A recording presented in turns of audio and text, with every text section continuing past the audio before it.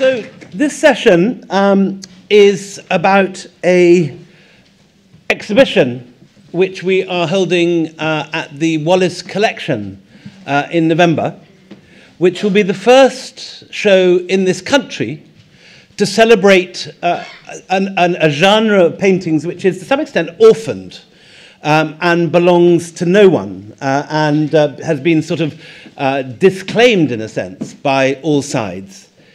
This is the genre sometimes known as company school painting, and it was christened that by Mildred Archer, who in turn heard it being used in Patna in Hindi or Hindustani as company kalam, the company style, company pen, and it is an umbrella term for a wide range of different sorts of painting produced by remarkably different artists for East India Company patrons between about 1770 and the end of the company in 1857 and 8.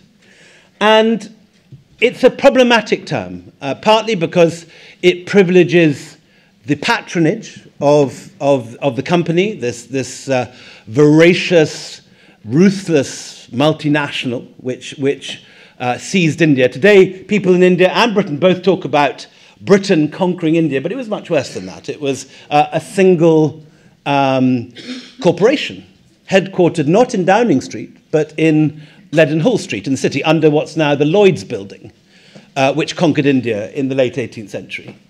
In as little as 50 years between Plassey in 1757 and the Battle of Delhi in 1803, the company seized most of the old Mughal empire, a single corporation answerable only to its stockholders, seizing this enormous, rich, deeply civilized extent of territory. And at this period, in a sense, you can divide British imperialism in India into two very broadly different periods. The company period, which was a period of maximum plunder, loot, and extraction, when the company never made the slightest pretense about being anything except for profit and extraction, but which is a period which saw quite a surprising degree of social contact, intermarriage at its peak in the 1780s. 1 in 3 British men was leaving all their goods to either an Indian woman or an Anglo-Indian child. The wills are here in the British Library, volume after volume of big red leather wills. Because so many company men died in India, there was a rule they had to send wills back, and they've all ended up in this building. So we know that in the 1780s, 1 in 3 company men was leaving their goods to either an Indian woman or Anglo-Indian children. And that diminishes as the 19th century progresses, down to about 1 in 6 by the 1830s, and has more or less disappeared by the 1840s. But so at the same time as you're getting plunder, looting, and pillage in many parts of Bengal and so on, you're also getting quite a surprising degree of interaction, social, sexual, marital, and an appreciation in some quarters of Indian culture, which you don't get so much in the 19th century. So patrons such as William Fraser in Delhi, or the Impes in Calcutta, or Claude Martin in Lucknow, all of whom we'll be hearing about in the next hour, admired Indian painting, commissioned Indian painters, made friends with Mughal poets, interacted with the literary and artistic world of the Mughal Empire, into which they were absorbing themselves and coming into contact. And then you get after 1858, you get this very different world where you have the Victorian Empire that claims to be there for a civilizing mission, but which distanced itself into a rigid apartheid of the sort that we know from the world of Rudyard Kipling and so on. So what we're concentrating in this show is this initial period where a figure like John Wombwell, who's actually a Yorkshire chartered accountant, dresses up like this. Incidentally, his brother at the same time is the Squire of Coxwold and is the literary patron of Lawrence Sterne, under whom the novel makes all sorts of strange loops and walls and strange contortions. influencing figures in the 20th century like Salman Rushdie, who looks to Tristram Shandy as a model in Midnight's Children. So there is Wombwell dressed in his Mughal outfit. This is obviously a show picture meant to perhaps be sent home to show the people back home what he is. But this is what actually a lot of these men were wearing at home. And it's this cultural interaction at this period is travelling in two directions. This is from a family of Kashmiri merchants called Ashraf Ali Khan. This is a guy who's actually in competition with the East India Company. This family were the saltpeter, had the saltpeter monopoly for Bihar, which was an important ingredient of gunpowder, and slightly bizarrely was also used by the Mughals for cooling their drinks. But as you can see in this one, just as Wombwell has got into full Mughal fig, Ashraf Ali Khan is sitting on a rather nice Chippendale chair. He's put his slippers at the bottom, and his hooker is resting on a teapoy on this nice sort of Georgian stand. And his girlfriend, Mutabey, has got a similar arrangement here, although she's very demurely keeping her legs down and not sitting cross-legged on her chair. And so you have, as I say, culture flowing in two directions, two worlds, at the same time as the company is very aggressively conquering Mughal armies in battles like Plassey and Buxar. You're getting two worlds coming into contact at the same time, exchanging modes of living, ways of sitting, marrying each other. And amid all this, the subject of this talk today, painting and ideas of painting are travelling in two directions.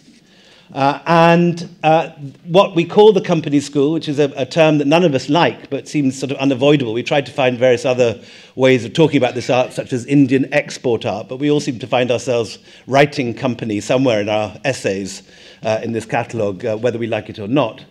You have this adoption of Indian ways of painting by patronage of Indian ways of painting by company patrons. And there is a scale. At the beginning, you're finding a great deal of Mughal influence and a tiny bit of European direction in what is being painted. By the end, by the time we get to Sita Ram in the 1820s, you're getting Indian artists being trained in the picturesque, and being encouraged and patronized to adopt wholeheartedly European styles. And that, of course, is what happens in the 19th century when you get Lockyer Kipling setting up an art school and so on. And the patronage of this long tradition of Indian painting ebbs, except where Indian courts continue in places like Rajputana. And you see the slow death of this very sophisticated Indian painting tradition under the twin onslaughts of Victorian art schools, and probably even more important than that, photography, as more and more courts adopt photography as a way of recording plants, animals, temples, types of people, and so on. And certainly the ethnographers among the colonialists start adopting photography, and the artists cease to gain patronage. So the period we're going to be talking about in the next hour is from about 1770, when this whole thing begins. And I'm first going to turn to Katherine Butler Schofield, who's going to give us a general cultural picture of this confusing and muddled up period. Okay. Am I on? Yes, great. Okay, so William has actually given me quite a difficult job, because the 18th century in political history in India was essentially a complete mess. So it's wedged between the great Mughal period of the six great Mughal emperors, the great Akbar, Shah Jahan, who built the Taj Mahal and the Red Fort in Delhi, and his son Aurangzeb Alamgir, who died in 1707, and the British, who take over Delhi in 1803, and that's the East India Company taking over. And in between, what we have is a situation where the Mughal centre is in dramatic decline. And we see the rise of a number of regional powers, all of whom have different kinds of tastes in art, in music, in all sorts of things. So in terms of artists, I work on music, and what goes for musicians in many ways goes for visual artists as well. So it was a hereditary profession passed on from father to son, or father to nephew, son-in-law, and it was an incredibly highly skilled profession. The Mughal emperors had ateliers of extremely high distinction, so there was a lot of artistic talent concentrated there. And also a number of governors and noblemen also had their own ateliers, perhaps a little less distinguished, perhaps the younger brothers and that kind of thing. And this was true for music, it was true for art. And when you get a series of devastating invasions, battles, massacres, pillaging, physical destruction in the Mughal capital of Delhi between 1739, which is when Nadir Shah, the Persian emperor, invades, and 1761, when the Afghan warlord Ahmad Shah Abdali comes down and destroys the place anew. I've just lost my train of thought there. When the two things are destroyed. Yes, so you get a wave of artists moving all over the place, moving to different sites of patronage. It's important to remember that artists always moved in India. So the great Tansen, the greatest musician of the 16th century, he's famous for having been Akbar's great musician, but he started out in Gwalior, and then he moved to Rewa, where he was taken by Akbar. He died in Lahore, because Akbar travelled around the empire, and his body was returned to be buried in Gwalior. So musicians always moved around. But here we have a situation where Delhi is completely economically and physically devastated, and anybody who is anybody, visual artists, poets, musicians, noblemen who are also patrons, move to more exciting places. And so this is a period of the rise of several regional courts in Bengal at Murshidabad, in Lucknow, Faizabad initially, and then Lucknow, Hyderabad in the south, all sorts of places. And we're going to move to Lucknow first, because this is really where some of the most exciting things were happening. But I just want to shift into the 1770s, because this is actually a really interesting period. In 1759, the new Mughal Emperor Shah Alam has to flee for his life from Delhi, from his prime minister who is trying to kill him. And he ends up in exile in Allahabad, first in Patna until 1765, and then in Allahabad until 1772, when he returns to Delhi, bringing back with him the small number of musicians, artists, and poets that he'd actually kept with him all that time. But in 1773, the British imposed their first resident in Lucknow, and in 1775, a new ruler comes to the throne of Lucknow, a man called Asaf-ud-Dawla, who had in his court a number of Europeans, certainly East India Company men, but also men from elsewhere in Europe, Antoine Paulier and Claude Martin. And I'm going to pass over to Rosie, who is going to talk about this extraordinary man, Claude Martin. Thank you, Catherine. We have two pictures which we forgot to show just before Claude Martin, two pictures of these artists at work. This is probably a self-portrait of Mazzarelli Khan. It's here in the British Library, just around the corner.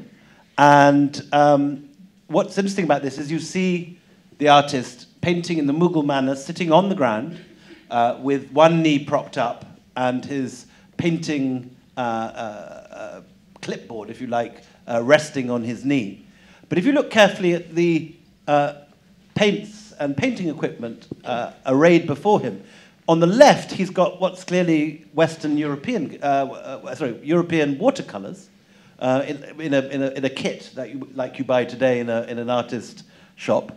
But on the ground, in between the two chests, he's got his oyster shells, the Mughal way of mixing natural mineral pigments. So here you have the two worlds coming together, because these artists tend to paint on Western watercolour paper, often Watman's paper, which is imported from Britain, but we're using a mixture of Western pigments, Western brushes, Indian pigments, and Indian brushes. And we have one other picture of Lapa, who's a southern artist, and he's also sitting on the ground, but he has got a sort of tea chest propped up with two chocks. And he's got his two assistants on either side, one who seems to be a binder holding the album that this painting is actually part of. And again, on the floor, he's got this mixture of Western and Mughal, or Western and Indian paints and paint brushes. Sorry, on now to Rosie and Lucknow. Thank you. Sorry, which one? Next. Okay, to go next. So, Lucknow, my speciality, I guess. I've been going back and forth for a very long time. And one of the people who intrigues me most still, after all these years, is Major General Claude Martin. And when Willie was saying one tends to think of the East India Company as this multinational corporation, which is quite correct, but also we have to realize that on the fringe were interesting people, not necessarily part of the company initially, but adventurers, explorers, free traders. And Martin, for example, who was born in Lyon in France in 1735, initially joined the French East India Company, the Compagnie des Indes.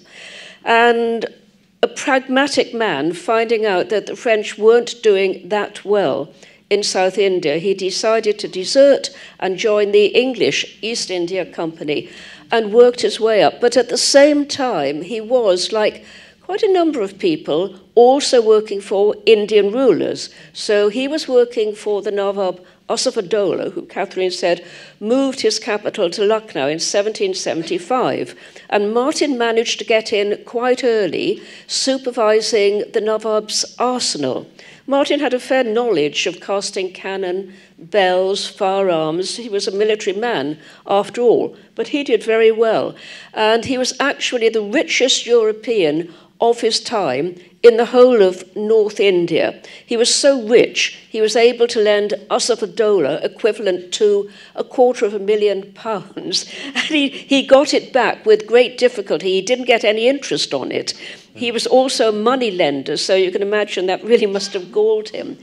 But having this much money, he also had, I think one could say, a fair amount of taste. And what he did do was to make his home in Lucknow, which he named the Chateau de Lyon. There we are. On the left-hand side, and this was obviously after his birthplace of Lyon, it's now being excavated by the Archaeological Survey of India, and they're doing a very good job actually going right down into the basement stories. But I put this in, and also the next one, which is another view of it, to show you that this is where a lot of the painting went on. Martin attracted the European artists, men like Zoffany, Hodges, and others. But at the same time, he was also commissioning Indian artists too. And it's sad that we don't have the names of any of the Indian artists that he commissioned. Perhaps one day we will. But I think there was quite a kind of fruitful counterplay between the European artists and the Indian artists, and both sides were learning from the other. It would be quite wrong to imagine that the Europeans, men like Zoffany, were coming in and saying, look, this is how you use oils and that kind of thing. It was mutual, a mutual exchange. And what we're doing now, because Martin's works are fairly well known, those that he commissioned from Zoffany, I'm going to show you just one more. This is probably one of the best known ones. It's a conversation piece. And Martin is the man standing on the right-hand side. He's pointing to a picture of his house, the Chateau de Lyon. It's being held up by one of his servants, Macho Kadir. And the man sitting between him is our friend John Wombwell, the plump Yorkshire man. In the centre is the artist himself, Johann Zoffany, and he's doing something that he often does in some of his other paintings, and that is to address you directly. You're looking at him, you're looking at his painting, he's looking at you. And here is Pollier sitting down on the other side, and Pollier's got a number of Mughal manuscripts on the table. He was a great collector, and Pollier is pointing to fruit which has been produced in his garden. It's sad to say we've never identified the site of Pollier's house in Lucknow, but we're still trying. And on the wall are Zoffany's paintings. It was, if you like, a kind of advertisement for the artist. No, I'll just say very briefly, because this is something that always intrigues me. Martin was a Freemason, and he had been a Freemason almost since he arrived in India, and this gave him an entree into the kind of official company world that I don't think he would have had if he had not become a Freemason. And what he is doing, he's actually holding a pair of compasses in his hand, and the angle of the table forms the right angle, so it's the square and the compass of the Freemasons. And he later said, when he built his second large house, he wanted it to be a Freemasons' lodge. And here is a close-up. This is a nice portrait of Martin, and the one I showed you right at the beginning has in fact recently been rediscovered. It's also by Zoffany. Martin always wore his company uniform. He was very pleased to be a member of the East India Company once he decided to leave the French, and the French are still pretty mad about it, I can tell you. Not actually allowed to say he deserted. And Martin commissioned a lot of paintings from Indian artists, and at his death in 1800 there was a huge collection of drawing papers left at his home, and we know this because there's a large inventory here in the British Library, and it includes something like 12,000 sheets of drawing paper, most of which he'd actually imported from England, from Watman, as you say, was one of the chief producers of paper at the time. There was also locally made paper, and some paper from China. But I was interested when you showed the first artist with the box of English colours. Well, we actually know what they are because it was Reeves who started producing ready-made paint, if you like. And we know that Claude Martin had a set of Reeves paints, and it would have looked exactly like that in a box with these little colours. So all you need to do is to add water. You don't need to go out and, do it yourself, mix it up yourself in oyster shells, because it's ready. And it's a fascinating combination of, the Indian colours and the ready-made English colours. Reeves was the first person to start exporting paint boxes to India. Now, there are two caches, really, of Martin's paintings commissioned by Martin that we know about.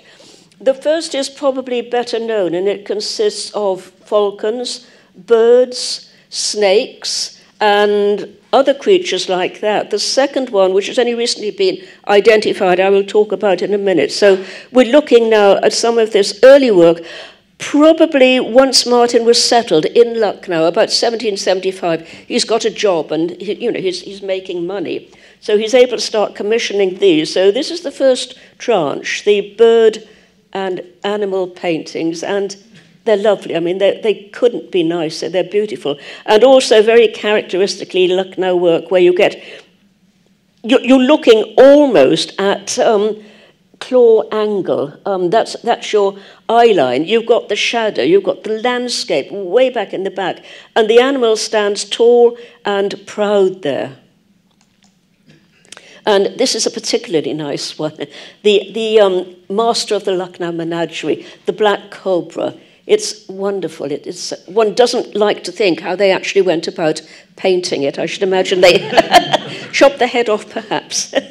But no, that's particularly nice. Now, this is where I get quite excited, because for a long time I'd sort of known at the back of my mind that there were some paintings possibly belonging to Claude Martin at Kew, in the Botanic Library at Kew Gardens. And I didn't really take it seriously until a friend of mine said, well, let's go and look at them together. And there are a lot. There are about 600 botanical paintings, mainly of flowers and shrubs. They haven't been catalogued. Somebody is working now on cataloguing them, but they have sat there for nearly 200 years, actually. Half of them have been mounted on rather thick, coarse paper, and they've also been cut down. But in the second box, they're unmounted, so we can hold them up to the light and see who the paper maker was and see that they were originally much bigger.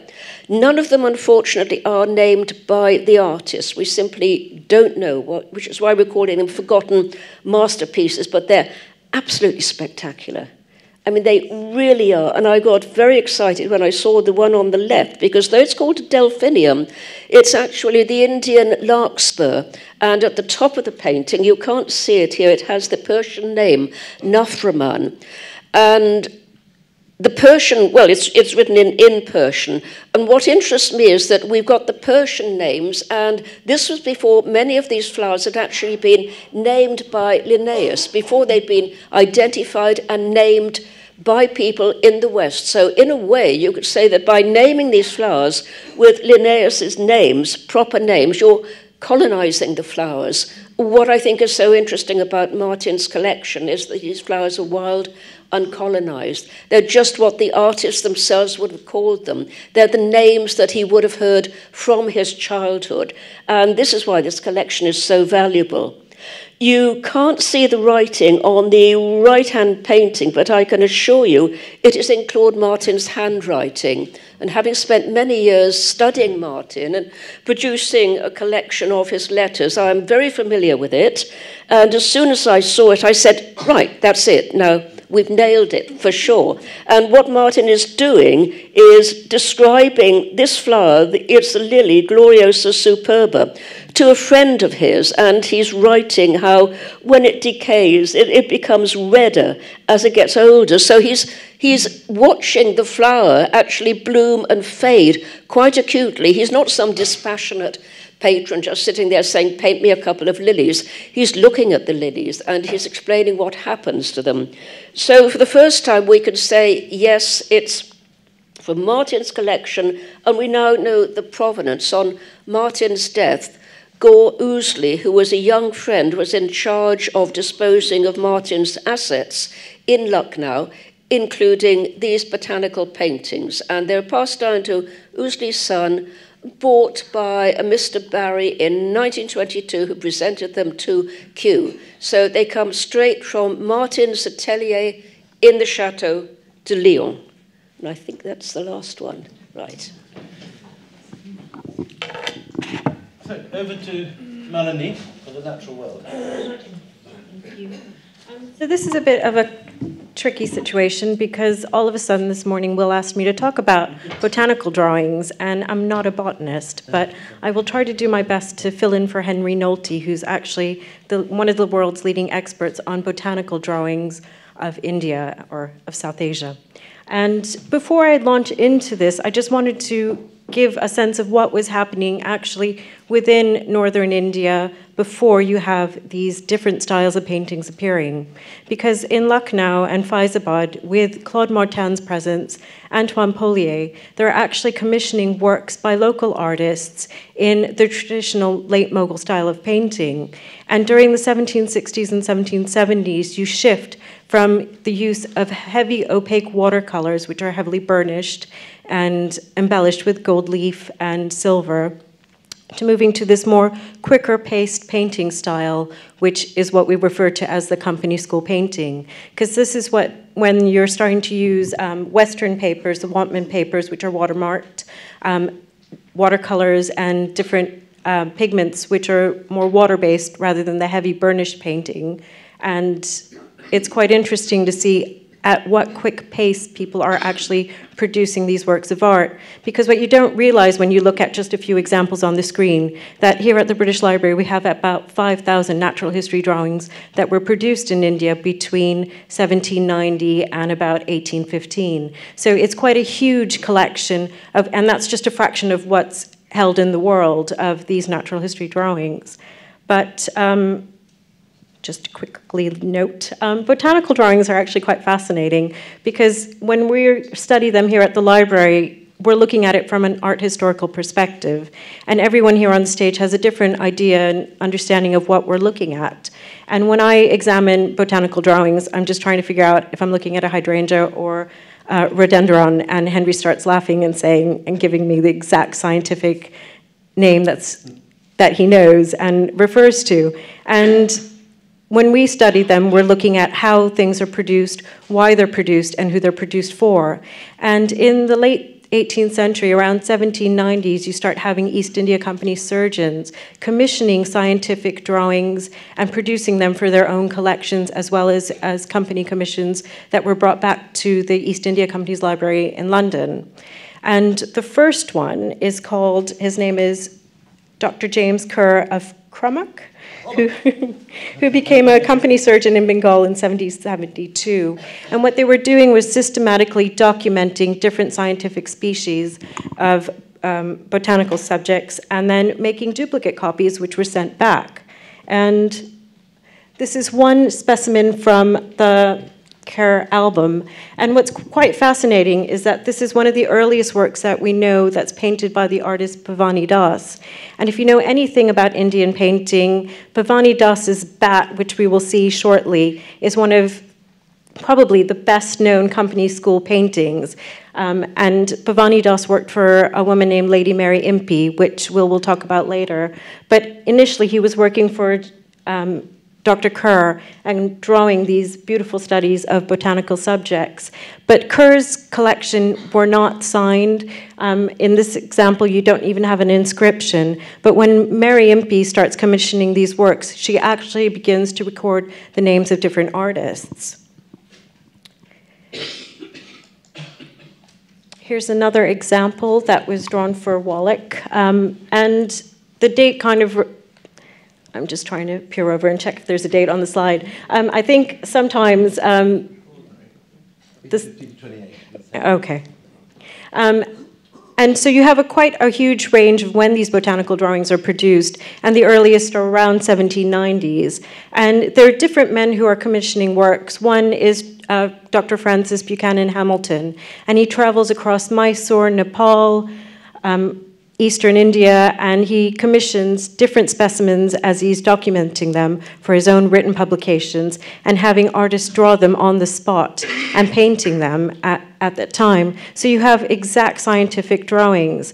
And one of the interesting things is when men like Francis Buchanan Hamilton and Kerr are commissioning these works, you don't automatically realize that these are painted by an Indian artist because they're following the Western style of scientific documentation, which is, and I can't remember a name of a Western artist producing this type of work at the time, but very contemporary to what was happening in England and in France at the same time.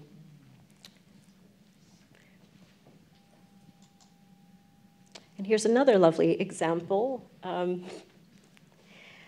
And one of the things that I'm finding quite interesting is that you can't work on botanical drawings without actually speaking to a botanist.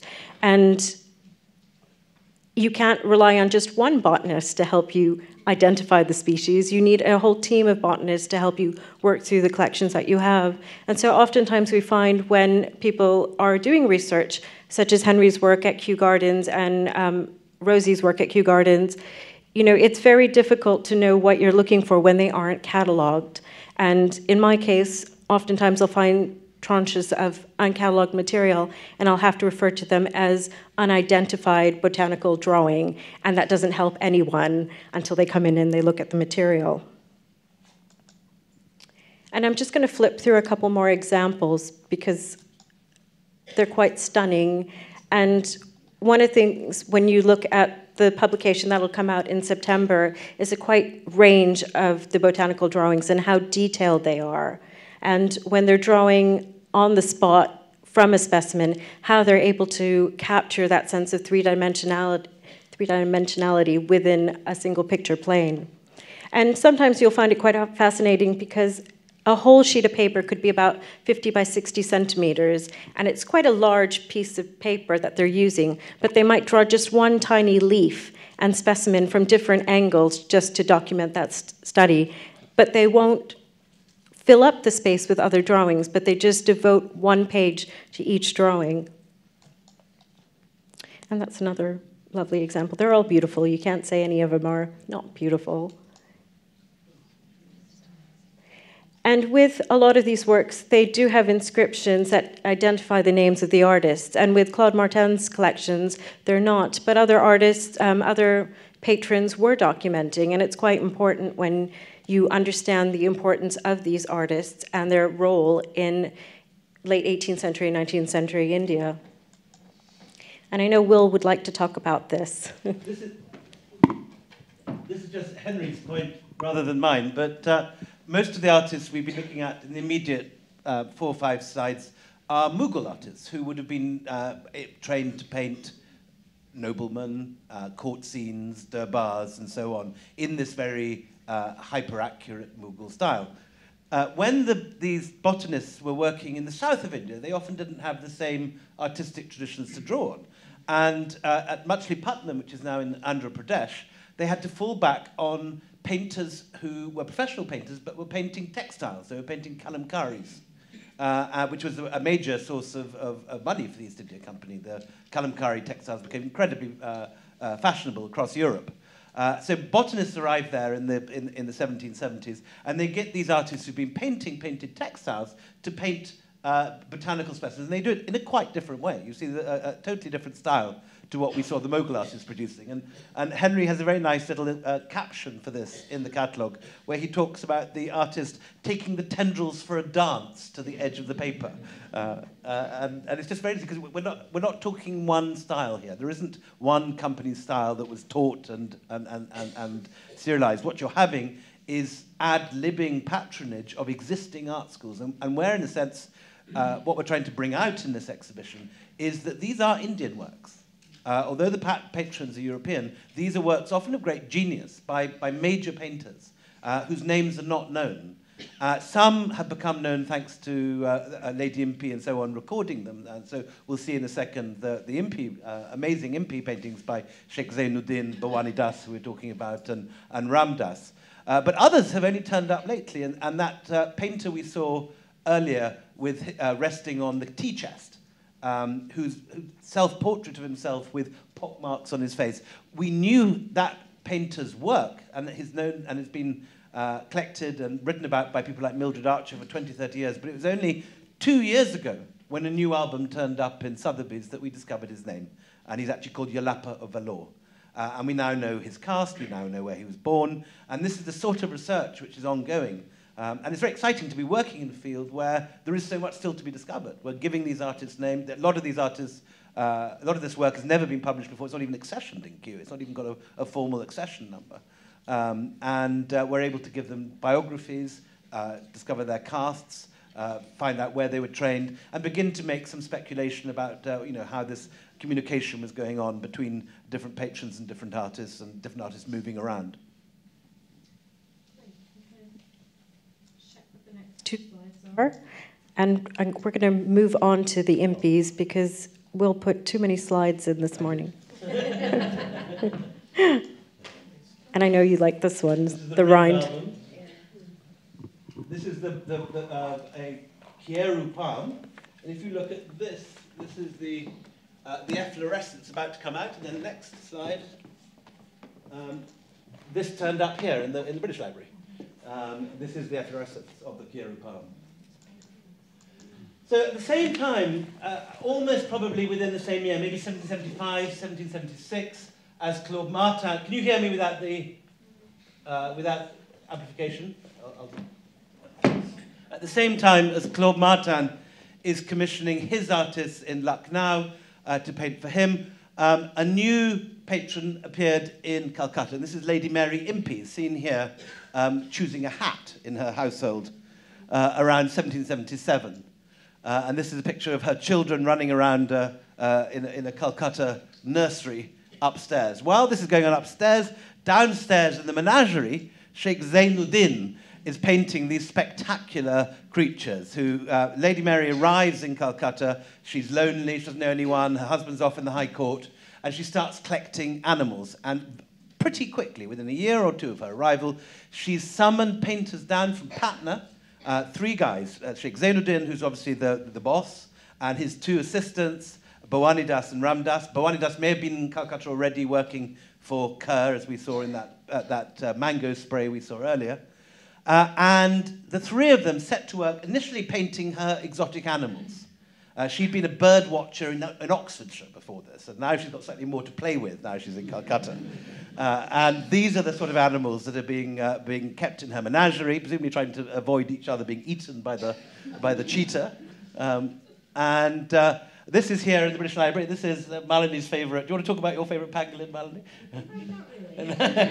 Malini's Instagram account, which I highly recommend, is known as Miss Pangolin as a result of this painting. And you'll recognise Malini's face from the pangolins, which is her. Some of them have landscape backgrounds, such as this one, and they're a stab at doing a kind of 3/4 scientific cross-section on the right of the nut that the Malabar squirrel is nibbling. But most of them are on a white background, and they are paintings of great delicacy and huge beauty.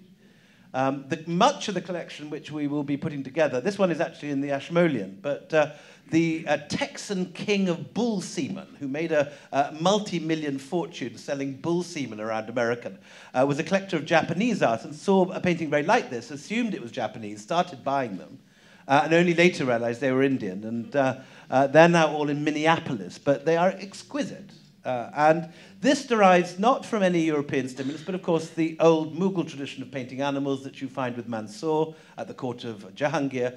And there's this sort of gap in the record whereby you have these very powerful animal studies of cheetahs and storks by Mansour in whatever, 1600, the sort of time of Jahangir. And then we have a bit of a gap before very similar work crops up again in Calcutta, being painted by Mughal artists in the 1780s. And we'll just run very quickly through them, but they're utterly, utterly exquisite. They're large. This is the Bhavani Das. This one used to belong to Jackie Kennedy and recently came on the market. This gorgeous pelican, also owned by the bull semen magnate. This is the kind of like a sort of mini David Attenborough program. You've got the different stages of a cocoon on the top left, if I can, here we are, the cocoon here, the sort of hungry caterpillar from a children's story coming here, and there are these moths, and there's a bird about to eat them, and a rather nibbled leaf. So you've got a whole sort of BBC nature program unfolding there. And as you can see, they're utterly exquisite, caught in their natural positions, presumably painted. We don't know. I mean, we just don't know. Did they sit outside a cage, peering in? Were they using dead specimens? I mean, presumably not. If it was Lady Impe's menagerie, she would be most pissed off if her specimens were. So presumably they're sitting outside looking at these things as they're painting. And this exquisite Mughal sense of colour, the much brighter pigmentation than you get from any European artist. And again, this slightly uneasy approach to perspective if you look at the curls of the leaves. And yet, this incredible Mughal detail. And yet this is on a white background, which no Mughal patron would have commissioned. And you have the stump and cross-section that you have from modern Enlightenment botanical drawing. We'll just run quickly through them, but they're works of great beauty. And then this looks as if it should be attached to Sigourney Weaver's face, but it is in fact the underside of a horseshoe crab. This is in the Wellcome collection just down the road from here in Euston. Any of you can go and see it. These are extraordinary works with serpents. And again, presumably they had to get quite close to these to do them. And this is the famous bat. Who looks like rather than a creature in a colonial menagerie, it looks like a sort of caped commendatore ushering a lady into a Venetian opera. But maybe he could be wearing underpants in that case rather than... Here's his girlfriend. Some wonderful catfish and lizards. And these are tiny little fish, about 1 inch long, and a great sea of paper. We're running out of time. Help. I have to rush forward. And now the thing's seized up. Hang on, here we go. Pufferfish. Should we go straight on to Yuthika? These are Malini's wonderful discoveries of an artist called Haludar. Who works for Francis Buchanan Hamilton, but because of the shortness of time, we're going to just switch over to... Wind forward. Right ahead. This is Sheikh Mohammed Amir of Carrier, who looks at Stab, who does wonderful, who goes door-to-door salesman in Calcutta, offering his services to colonial households, and some have their dogs painted, some want their horses painted, and some want their children painted. Here we have some little girl in a bonnet, sitting on a I think, very interesting. Why is the face not shown? Is it out of is it a Muslim artist showing respect, or is it resistance in some way against the colonial? Only the servants, in a sense, being given the humanity, while the girl is just a sort of distant colonial figure. I mean, there's many different ways of reading this picture. What was the relationship of these artists to their patrons? This is a gorgeous picture of a gig, possibly by Sheikh Mohammed Amir. Anyway, on to Yuthika and the artists of Delhi and Agra. So I think we have barely any time, and we do want to take a couple of questions as well. So I'm really glad to move on. Okay, good. So we're really glad to move on to human figures from the natural world, in this case. So I'm going to speak about Agra and Delhi. What we've seen so eloquently by our speakers is the fact that we have this real quest for observing and recording.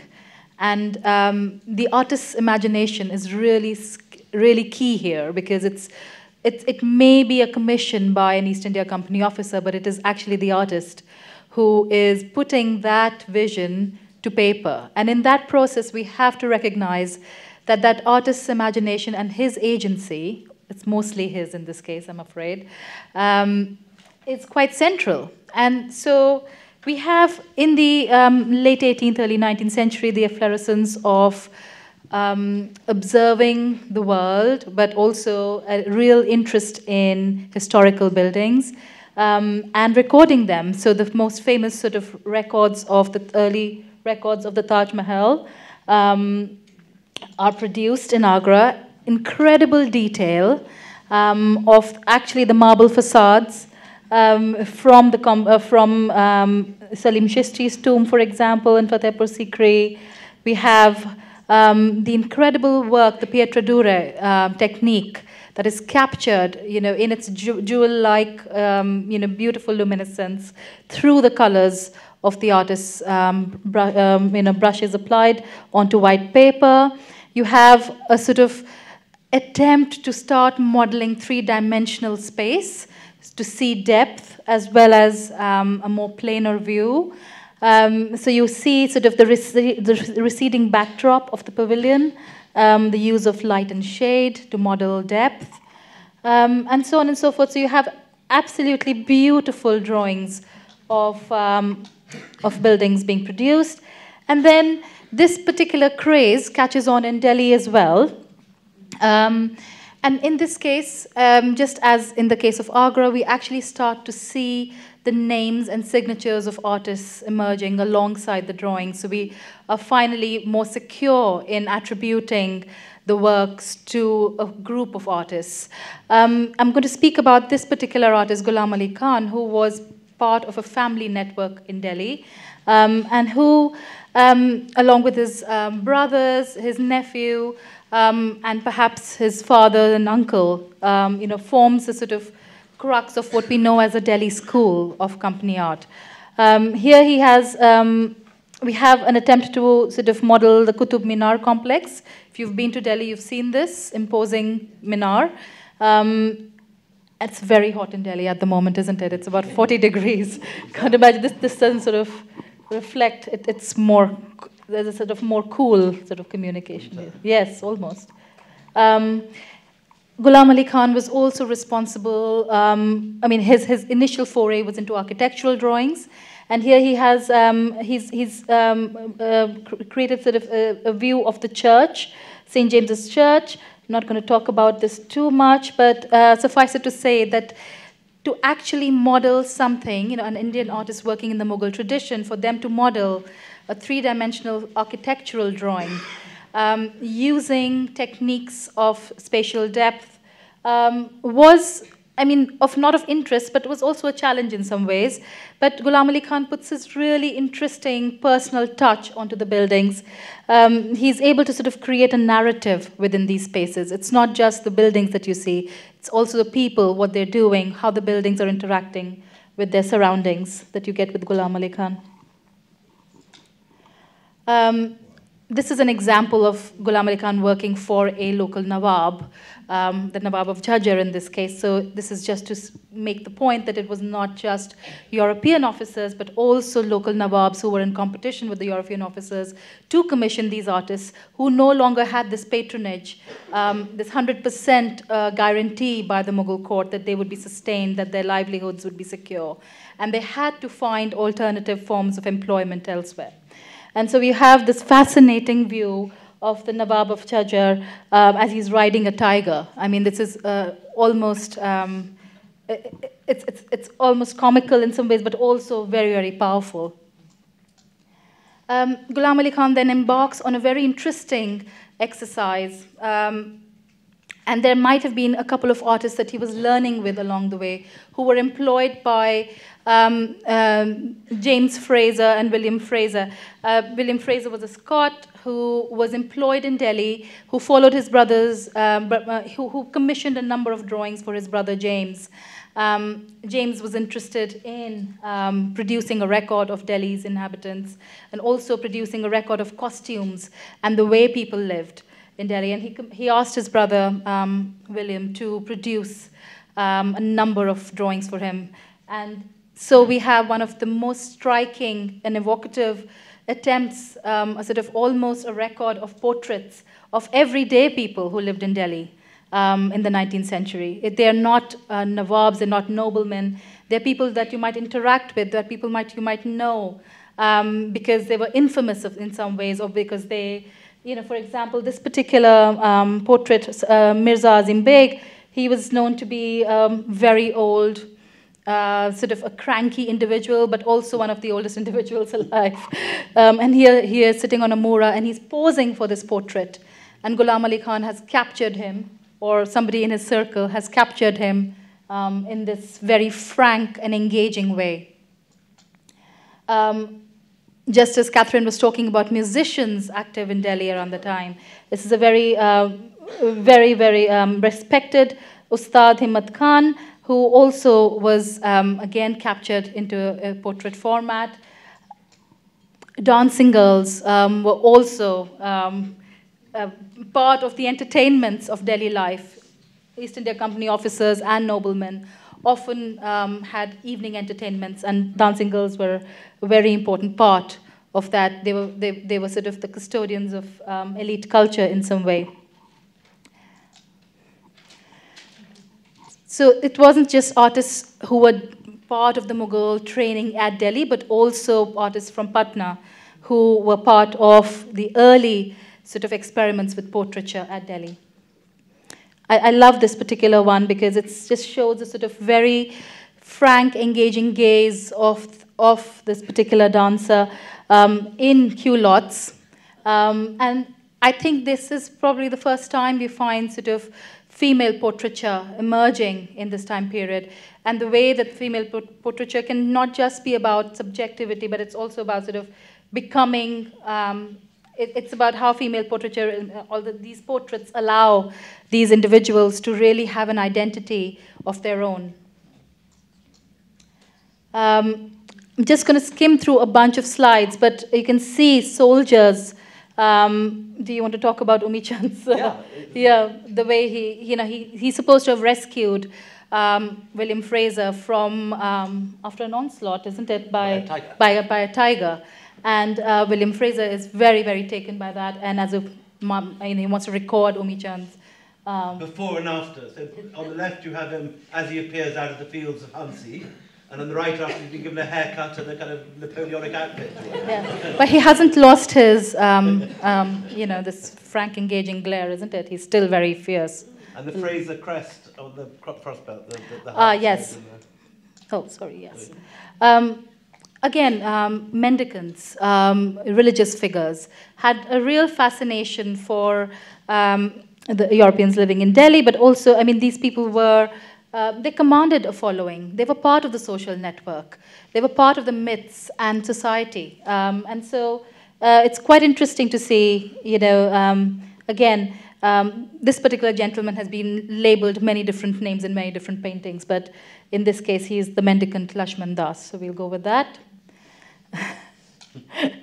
Again, Fraser's very good friend, James Skinner, who was half Rajput and half Scottish, started a sort of regiment, irregular regiment, where he employed local Gujars to fight for him and support the East India Company's efforts. And they had a very bright yellow and red uniform, which you see in these portraits. Again, what is so interesting about these portraits, it's really the effort that the artist, I mean, the way the artist is able to engage with the everyday, but also really create a sense of narrative around the portraits. Just going to keep going forward because there's lots to talk about. Okay. One of the very interesting things about William Fraser's life, which is captured by his artist, is his personal love interest, Amichan, who you see here to the left, and possibly his love children, who often appear in these group portraits. And his mother-in-law. And his, supposedly, his bearded mother-in-law. His bearded mother-in-law. But so he is, in a way, caught between what is called the ethnographic impulse, where it's about recording the people around him, following his brother's sort of instructions, but also a real sense of engagement with these people because he is part of their lives. He is in these villages every day, recording, taking notes, conducting surveys.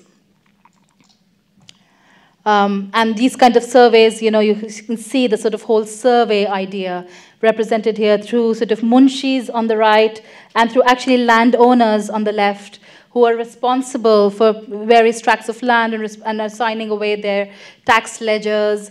And all of these accounts are being kept by Fraser's munshis. Right. Quick last Sitaram. Sure. Yeah. So we're just going to end with looking at Sitaram and the Hastings Albums. And here at the British Library, we have 8 out of 10 albums that was commissioned by the Marquis of Hastings between 1815 and 1820.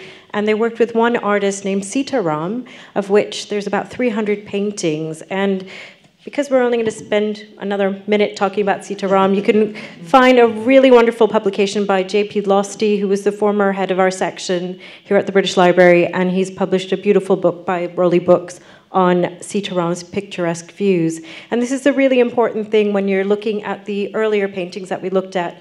We're ending with Sitaram because there's this great shift in artistic style. So we're moving away from the documentation and observations of daily life to looking at the more picturesque understanding and influences by artists such as William Hodges, the Daniels, and trying to see, this is just Sitaram following the Hastings across the country, from Agra to Delhi, Benares to Lucknow, and here we've got Ramnagar and the Maharaja State Boat.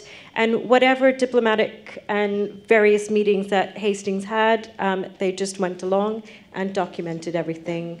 But what I really love about these paintings is that his attention to detail in terms of the landscape, the atmospheric conditions in the background, but also it's always juxtapositioned against the white, beautiful marble of the buildings. And this is just a daily record of life. And it would be very hard for most anyone just walking through, looking at these publications and the original watercolors to realize that these are by a local artist during a very narrow window of time from 1815 to 1820. And they complement his own autobiography on the time. But this is one of the most fabulous paintings in the set, well, in my opinion. And this is the illuminations around the fireworks round the lake at Constantia, and this is in Lucknow. And maybe for this I will turn to Dalrymple to end our conversation, but this is a firework display, basically, that lights up the whole sky at night. And it's not really well produced here, but what you actually have is a bridge leading up to this tower. Yeah. And I look at Rosie because she should know this. But it's a memorial obelisk. It's similar to the Octoloni okay. memorial in Delhi, by the same architect. And it's just being constructed at that time because this is about 1815, and Claude Martin dies in 1799, if I'm not mistaken, and just right after, years after his death. So we've come in this to a full circle. We started with Claude Martin's first commissions in a very Mughal style. Now, only 50 years later, we're having Indian artists learning the picturesque and being encouraged to paint not in their own styles, but in colonial styles.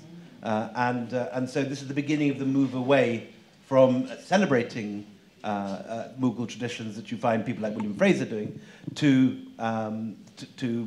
I mean, this looks like a Turner or something, doesn't it? Or a Hodges. It's a very different style. So we've seen in 50 years a move to really the beginning of colonial patronage and an encouragement of colonial styles, and consequent to that, the slow death in most of India of the old painting styles, which survive only where the court survives. So it survives in Rajasthan. It survives in the 1/5 of India, which remains under Indian princely rule, and it's those precious courts which continue right up until the 1970s that continue so many of the pre-colonial art forms, whether in terms of drama or bardic lineages or art or the Manganias singing style that tourists hear today in Rajasthan.